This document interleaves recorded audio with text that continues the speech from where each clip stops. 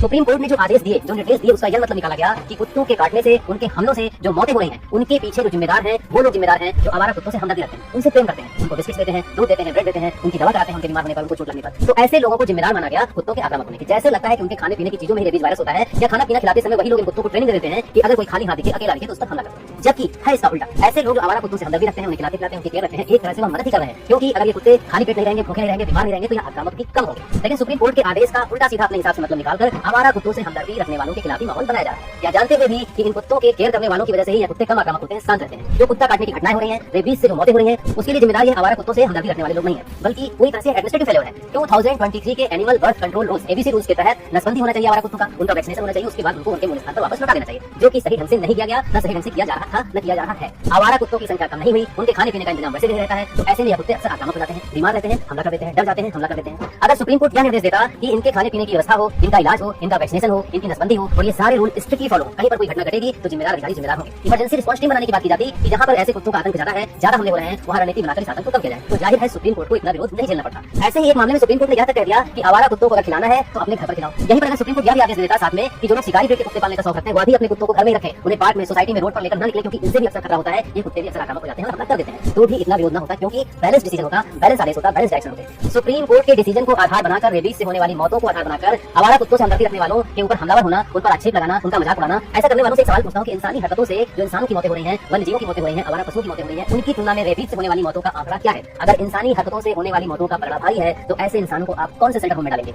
अगर इन कुत्तों का वैक्सीनेशन हो, इनके रहने खाने का इंतजाम हो, इनकी दवाइयों का इंतजाम हो, इनका इलाज हो, इनकी नसबंदी का इंतजाम हो, इनकी संख्या नियंत्रित रखी जाए, तो इनके हमलों में होने वाली मौतों की घटनाएं अपने आप कम हो जाएंगी। उल्टे यह न करने के बजाय माहौल यह बनाया जा रहा है कि जो आवारा कुत्तों से हमदर्दी रख रहे हैं, उनकी वजह से ही कुत्ते और आक्रामक हो रहे हैं। निहायत मूर्खता है।